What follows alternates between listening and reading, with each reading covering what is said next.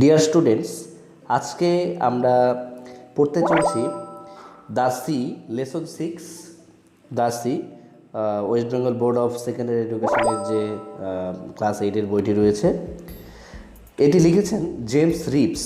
তো কবিতাটি আমি শুরু করার আগে জেমস রিপস সম্পর্কে কিছু তথ্য তোমাদেরকে বলছি। জেমস রিপস, এনার পুরো নাম হচ্ছে John Morris Reeves. John Morris Reeves, দেখো এখানে স্ক্রিনে দেখাচ্ছি। Was a British writer principally known for his poetry, plays and contribution to children's literature and the literature of collected traditional songs. অর্থাৎ আমরা এই লাইন থেকে বুঝলাম জেমস রিপস মূলত শিশুদের জন্য পোয়েম এবং বিভিন্ন ধরনের চিলড্রেনের লিটারেচারের যে কন্ট্রিবিউশন তিনি সেটা করে থাকেন। তার আসল নাম হচ্ছে John Morris Reeves. He was born on 1909 সালের জুলাই মাসের 1 তারিখে ওয়েলস্টোন, ইউনাইটেড কিংডমের ওয়েলস্টোন, এটা হচ্ছে তার বার্থ প্লেস। আর তিনি মারা যান 1978 সালের 1 May. These are the books written by him: the wandering moon, complete poems for children, understanding poetry and so on. James Reeves শুধুমাত্র যে শিশুদের জন্য লিখতেন তা নয়, তিনি অ্যাডাল্টসদের জন্য বেশ কিছু গল্প লিখেছেন। He was also well known as a literary critic and a broadcaster. Literary critic মানে সাহিত্য সমালোচক, আর ব্রডকাস্টার অর্থাৎ যারা মানে বিভিন্ন কলামে লিখে থাকেন আর কি। তো লিটারারি ক্রিটিকটা কোন সেন্সে ইউজ করা হয়েছে? ধরো কোনো একটা টপিক, সেটার এগেনস্টে তিনি তার মন্তব্য প্রকাশ করতেন। তো আমাদের আজকের টপিক হচ্ছে দ্য সি। এখানে এই পুরো কবিতাটি রয়েছে বেশ কিছু তুলনা এখানে দেখানো হয়েছে। সমুদ্রের সঙ্গে একটা হাংরি ডগের তুলনা করা হয়েছে। একটি ক্ষুধার্ত কুকুরের যে নেচার যেরকম হয়, ঠিক সেরকমই একটা সমুদ্রের উত্তাল সমুদ্রকে সেইভাবেই দেখানো হয়েছে। তো আমি কবিতাটি এখন লাইন বাই লাইন পড়ছি, তোমাদেরকে প্রত্যেকটা লাইনের অর্থ এবং প্রতিটি ওয়ার্ডের মিনিং ধরে ধরে বলছি। আর যে যে তুলনাগুলো এখানে আছে সেগুলো আমি উল্লেখ করছি, তোমরা দেখতে থাকো। The sea is a hungry dog. প্রথম লাইনেই কবি বলে দিলেন the sea is a hungry dog, সমুদ্র হলো একটি ক্ষুধার্ত কুকুর। তাহলে দেখো দ্য সির সাথে এখানে কার তুলনা করা হলো? একটি হাংরি ডগের তুলনা করা হলো। তাহলে আমরা এখানে দেখলাম সমুদ্রকে একটা ক্ষুধার্ত কুকুরের সঙ্গে তুলনা করা হলো। ইংরেজিতে এই যে কম্প্যারিজনটা করা হয়েছে এটাকে বলা হয় মেটাফোর। ঠিক আছে, আমি তোমাদের দেখাচ্ছি মেটাফোর, এবং আরেকটা একই রকম টার্ম আছে, তার নাম হলো সিমিলি। সেটা আমি দেখাচ্ছি, দেখো। একটু আগে আমি যেটা বললাম যে একটা কথা হচ্ছে সিমিলি, দেখো আমি স্ক্রিনে দেখাচ্ছি, SIMILE, এটা মানেও তুলনা বোঝাবে, এবং মেটাফোর মানেও তুলনা বোঝাবে। অ্যাকচুয়ালি এগুলো হচ্ছে ফিগার অফ স্পিচ। আমরা ছোটোবেলায় পার্টস অফ স্পিচ অলরেডি শিখেছি। পার্টস অফ স্পিচ হচ্ছে একটি বাক্যের মধ্যে যে যে পার্ট থাকে, আর ফিগার অফ স্পিচ বলতে একটা কবিতা লিখতে গেলে যে সমস্ত স্টাইল বা গল্পের মধ্যে লেখকরা যে ধরনের স্টাইল ব্যবহার করেন সেগুলোকে বলা হয় ফিগার অফ স্পিচ। তাহলে এখানে আমরা দেখলাম কবি এখানে, আমি একটু আগে বললাম যে the sea is a hungry dog, এখানে মেটাফোর প্রয়োগ করেছেন। তাহলে মেটাফোর মানেও তুলনা, সিমিলি মানেও তুলনা, কিন্তু যেখানে অ্যাজ বা লাইক প্রয়োগ করে তুলনা করা হবে, অর্থাৎ উপমা প্রয়োগ করে তুলনা করা হবে, তাকে বলা হবে সিমিলি। ঠিক আছে, যেমন ধরা যাক রিয়া ইজ লাইক আ রোজ। রিয়াকে একটা গোলাপ ফুলের মতন দেখতে।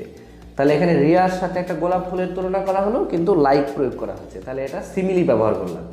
আর যদি এমনটা বলি যে রিয়া ইজ এ রোজ, তাহলে এখানেও রিয়ার সঙ্গে একটা মানে রোজের তুলনা করা হলো, গোলাপ ফুলের তুলনা করা হলো, কিন্তু সেখানে কোনো অ্যাজ বা লাইক এই ধরনের কোনো উপমা প্রয়োগ করা হয়নি। তাহলে উপমা ছাড়া যেটা সরাসরি তুলনা সেটাকে বলা হয় মেটাফোর, আর উপমা দিয়ে যে তুলনা সেটাকে বলা হয় সিমিলি। এবারে কবিতার পরের লাইনগুলো দেখি। তাহলে the sea is a hungry dog, এখানে সমুদ্রের সঙ্গে হাংরি ডগের তুলনা করা হয়েছে, তাহলে এই লাইনটা একটা মেটাফোরের উদাহরণ। জায়ান্ট অ্যান্ড গ্রে, জায়ান্ট ধূসর রঙের, জায়ান্ট মানে দৈত্যাকার, আর গ্রে মানে ধূসর বর্ণের। তাহলে দেখো সমুদ্রের জল, সমুদ্রের মধ্যে আমরা জানি প্রচুর পরিমাণে সমস্ত ওয়েস্ট আবর্জনাগুলো এখানে এসে মিশে, সেই জন্য সেটার কালারটা হয়ে গেছে কি ধূসর রঙের কালার, বালু থাকে তাই না, সেই জন্য ধূসর কালার। আর জায়ান্ট বলার অর্থ হচ্ছে সমুদ্র আমরা জানি যে প্রকাণ্ড, জায়ান্ট মানে অ্যাকচুয়ালি দৈত্য, কিন্তু এখানে অনেক বড় এটা বোঝানো হয়েছে। He rolls on the beach all day, সে মানে বিচ, বিচ মানে হচ্ছে উপত্যকার মধ্যে সে সারাদিন ধরে পাক খেতে থাকে। He rolls on the beach all day, সে সারাদিন মানে উপত্যকায় পাক খায়। তাহলে দেখো এইখানে সমুদ্রকে হি বলা হয়েছে, সমুদ্রকে কুকুরের সঙ্গে দেখানো হয়েছিল, সেই সমুদ্রকে এখানে হি বলা হয়েছে। তাহলে আমরা জানি যে সমুদ্র হচ্ছে, যদি তাকে উল্লেখ করতে হয় আমরা ইট প্রোনাউনটি ব্যবহার করি, কিন্তু এখানে হি উল্লেখ করা হয়েছে। এইটাও একটা ফিগার অফ স্পিচ, এটাকে বলা হচ্ছে পার্সোনিফিকেশন, স্পেলিংটা হচ্ছে পার্সোনিফিকেশন।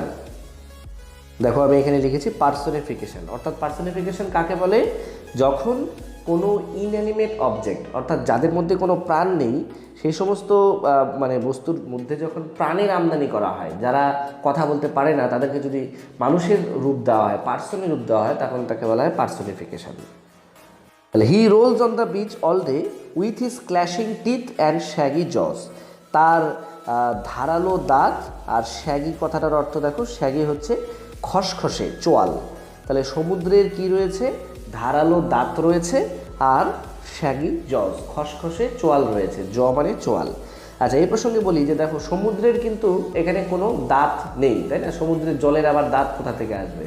কবি এখানে ইমাজিন করেছেন যে সমুদ্রটা এত মানে সারাদিন ধরে এমনভাবে পাক খাচ্ছে যে যেন তার একটা বড় সড়ো মুখ রয়েছে, একটা হাংরি ডগের মতন, তার সেটাই বলছে, ক্ল্যাশিং টিথ, ধারালো দাঁত, আর খসখসে চোয়াল রয়েছে। আওয়ার আপন আওয়ার হি নজ, ঘন্টার পর ঘন্টা সে কি করতে থাকে, মানে দেখো বাইটস অ্যান্ড চিউজ, সে চিবোতে থাকে। অর্থাৎ একটি কুকুর যেমন তার খাবার পেয়ে গেলে, হ্যাঁ কুকুরের মধ্যে আমরা এই বৈশিষ্ট্য অনেকটা দেখতে পাই, বেশ কিছু ক্ষেত্রে গরুর মধ্যে দেখা যায় আর কি, যেমন তারা একটা খাবার পেলে যে তারা কি করে জাবর কাটে, অর্থাৎ সেই খাবারটা তাদের মধ্যে সেটা একই খাবার সে বারবার রিপিট করে খেতে থাকে আর কি, জাবর কাটে। তো এখানে কুকুরের মধ্যে আমরা সেটা দেখতে পাই না, কিন্তু এখানে উল্লেখ করেছে ঘন্টার পর ঘন্টা সে কি করে, সেগুলো বাইটস অ্যান্ড চিউজ, অর্থাৎ সে চাবাতে থাকে। অর্থাৎ সমুদ্রের জল কি হয়, একই কাজ, সেই যে তার বড় মুখ করে ঢেউ যে বইছে, সেই একই কাজ ঘন্টার পর ঘন্টা করে করতে থাকে। দ্য রামলিং টামলিং স্টোনস, তাহলে কি চিবয়, ন মানে চিবয়, কি চিবয়, রামলিং টামলিং স্টোনস। রামলিং টামলিং এইটাও একটা অনোমোটপিক ওয়ার্ড, আমি এর আগেও হয়তো প্রয়োগ করেছি। অনোমোটপিক ওয়ার্ড হচ্ছে সাউন্ড রিলেটেড যে ওয়ার্ডগুলো হয় সেগুলোকে অনোমোটপিক ওয়ার্ড বলে। তাহলে এই রামলিং টামলিং স্টোনস এটা বলতে চাইছে যে পাথরের মধ্যে যখন সমুদ্রের জল এসে ধাক্কা দেয়, তখন কি হয়, সেই বড় একটা পাথর ছোট ছোট টুকরোয় বিভক্ত হয়ে যায়, তারপরে আবার সেই ছোট টুকরোগুলোর উপরে আবার সমুদ্রের জল এসে ধাক্কা দিল, তাই সেক্ষেত্রে যে সাউন্ডটা হয়, যে রাম্বল টাম্বল যে সাউন্ড, সেটা কি করে, সেগুলো সেই যেন কবি দেখছেন সমুদ্রের ঢেউ যেন সেগুলোকে চিবোচ্ছে। অ্যান্ড বোনস বোনস বোনস, এখানে দেখো একটি কুকুর যেরকম যেভাবে মাংস খায়, অর্থাৎ সে হাড্ডিগুলোকে একদম টুকরো টুকরো করে দেয়, এখানে সমুদ্রের জল যে মানে বড় বড় ঢেউগুলো এসেছে তার তীরবর্তী এলাকার পাথরের মধ্যে যে ধাক্কা মারে এবং পাথরগুলো যে টুকরো হয়ে যায়, সেগুলোকে বলছে তার হাড় গোড় সব ভেঙে ফেলে, ঠিক আছে, সেই জন্য বলছে bones bones bones. The giant sea dog moans, সেই প্রকাণ্ড কুকুররূপী সমুদ্র কি করে, গোঙাতে থাকে, মর্নিং সাউন্ড মানে গোঙায়। তাহলে এখানে দেখো আবার সমুদ্রকে কিন্তু পার্সোনিফাই করা হয়েছে। কিভাবে, যে পার্সোনিফাই একটু আগেই বললাম যে যারা কথা বলতে পারে না বা তাদের মধ্য দিয়ে যদি ইনঅ্যানিমেট অবজেক্টকে মানুষের মতন করে দেখা হয়, তাকে বলা হয় পার্সোনিফিকেশন। তাহলে এখানে মন মানে গোঙানোটা একটা হিউম্যান অ্যাট্রিবিউটস, মানুষের স্বভাব, এখানে সমুদ্রের মধ্যে সেটা কিন্তু দেখানো হয়েছে। তাহলে সমুদ্র এখান থেকে আবার দেখছি আওয়ার্স আপন আওয়ার্স হি নজ, অর্থাৎ ঘন্টার পর ঘন্টা সে চিবোতে থাকে, কি চিবয়, পাথরের রামলিং টামলিং স্টোনস, অর্থাৎ গুঁড়ো পাথরগুলোকে সে মানে উপকূল থেকে আস্তে আস্তে গভীর সমুদ্রে নিয়ে যায়, এটাকেই চিবনের সঙ্গে দেখা হয়েছে। আর সেগুলোকে ক্রমশ ভাঙতে ভাঙতে বালিতে পরিণত করে, অর্থাৎ এখানে বোনস দিয়ে উল্লেখ করা হয়েছে, সেগুলোকে হাড় গোড় ভেঙে ফেলে। The giant sea dog moans. এইভাবে পাথর ভাঙতে ভাঙতে কি হয়, এই দৈত্যরূপী যে প্রকাণ্ড মানে কুকুররূপী সমুদ্র সেটা একসময় টায়ার্ড হয়ে গোঙাতে শুরু করে। Licking his greasy paws. Greasy, greasy কথাটা, গ্রিজ শব্দটা আমরা হয়তো শুনেছি। গ্রিজ মানে হচ্ছে একটা পিচ্ছিলকারক পদার্থ যেটা গাড়ি বা সাইকেলের মধ্যে মানে দেওয়া হয়, যেটা কিনা অনেক সময় গাড়িটাকে স্মুথ করার জন্য চাকাতে বিশেষ করে দেওয়া হয়, যেগুলো জাংশন রয়েছে সেখানে। তাহলে লিকিং হিজ গ্রিজি পজ অর্থাৎ সমুদ্রের যে মানে থাবা, মানে কি থাবা, সেই থাবাগুলোতে মানে মনে হয় যেন গ্রিজ লাগানো হয়েছে, সেরকম তার সেই পিচ্ছিল থাবার উপরে থাবাগুলোকে সে যেন চাটতে থাকে। অর্থাৎ একটি কুকুর তার খাবার শেষ হয়ে গেলে কি করে, সেই মানে তার যে পায়ের থাবাগুলো সেগুলো সে কিন্তু চেটে পুটে নেয়। এখানে সমুদ্রকেও ঠিক সেইভাবেই দেখা হয়েছে।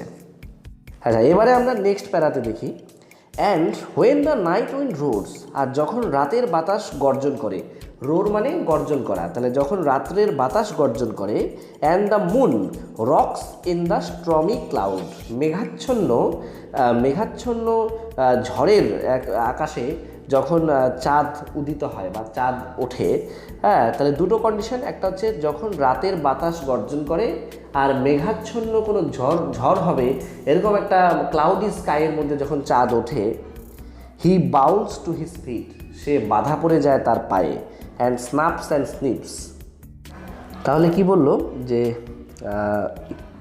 And moon rocks in the stormy cloud, he bounds to his feet and snuffs and sniffs. ঠিক আছে, স্নাপস অ্যান্ড স্নিপস, স্নিপস মানে হচ্ছে শোকা, আর স্নাপস মানে হচ্ছে গন্ধ নেয়া। স্নাপস মানে হচ্ছে নাক ডাকা, আর স্নিপস মানে হচ্ছে গন্ধ শোকা। তাহলে সে তার পায়ে আটকে পড়ে এবং সে নাক দিয়ে শোকে আর গন্ধ নিতে থাকে। Shaking his wet sides over the clip, clip মানে ছোট ছোট পাহাড়, তার ভিজে ভাবটা কি করে পাহাড়ের অন্যদিকে ঝেড়ে ফেলে। And howls and hollos long and loud, আর দীর্ঘক্ষণ ধরে সে কী করে গর্জন করতে থাকে। তাহলে আবার রিক্যাপ করছি। When the night wind roars, যখন রাতের বাতাস গর্জন করে। And moon rocks in the stormy cloud, আর মেঘাচ্ছন্ন আকাশে, ঝড়ের আকাশে যখন চাঁদ ওঠে। He bounds to his feet, সে তার পায়ে বাধা পড়ে, অর্থাৎ তার গতি আরও বেড়ে যায়, এবং সে স্নাপস অ্যান্ড স্নিপস, স্নাপস কথাটার অর্থ হচ্ছে সে নাক ডাকে এবং গন্ধ শোকে। সব কিছুই কিন্তু এখানে সমুদ্রকে আবারও পার্সনিফাই করা হয়েছে। Shaking his wet sides over the cliffs, সে তার ভিজে মানে ভাবটা সেটা মানে উল্টো দিকে, কোনো পাহাড়ের উল্টো দিকে ঝেড়ে ফেলে। And howls and hollos long and loud, এবং জোরে জোরে সে আওয়াজ করতে থাকে। তাহলে এই প্যারাতে আমরা দেখতে পেলাম, আমরা জানি যে নদী এবং সমুদ্রের জল সেটা কিন্তু সূর্যের এবং চাঁদের দ্বারা আকর্ষিত হয়। জিওগ্রাফিতে জোয়ার ভাটার যে চ্যাপ্টারটা রয়েছে, টাইড যে বিষয়টা, তার জন্য কিন্তু আকৃষ্ট হয়। এখানে অনেকটা সেরকমই বোঝাতে চাইছে, যখন চাঁদের আকর্ষণে যখন জলের ঢেউগুলো কী হয় আরও ব্যাপক পরিমাণে, দেখা গেল প্রথমে যেদিক দিয়ে আসছিল ঢেউগুলো ঠিক তার উল্টো দিকে যেতে আরম্ভ করে, যেদিক দিয়ে মানে ভাটা বা জোয়ারের টানে উল্টো দিকে যাবে এবং গিয়ে তার পাহাড়ের উল্টো দিকে সে তার ভিজে ভাবটা ঝেড়ে ফেলবে। তারপর দেখো লাস্ট প্যারা, বাট কিন্তু on quiet days in May or June, May মাসের শান্ত দিনগুলিতে, quiet days, QUIET, quiet days in May or June, when even the grasses on the dune, যখন ডিউন মানে হলো বালিয়ারির উপরে যে ঘাসগুলো থাকে, play no more their reedy tune, সেই ঘাসগুলোর মধ্যে কোনো ধ্বনি, কোনো রেডি টিউন কিন্তু বাজে না। এবারে প্রশ্ন হচ্ছে বালিয়ারি বিষয়টা ঠিক কী? তো ডিউন হলো মানে মরুভূমিতে বা ডেজার্টে বালির ক্ষয়কাজের ফলে এক ধরনের কুলার মতন ভূমিরূপ সৃষ্টি হয়। আমরা বাড়িতে যে কুলা ব্যবহার করি ধান চাল ঝাড়ার জন্য, সেরকম এক ধরনের ভূমিরূপ সৃষ্টি হয়, সেটা হচ্ছে মরুভূমিতে দেখা যায়, সেটাকে বলা হয় ডিউন। ঠিক আছে, অনেক বড় বড় হয়। তাহলে সেই ডিউনের আশেপাশে যে ঘাস থাকে, সেই ঘাসগুলো কিন্তু কোনো রেডি টিউন বাজায় না।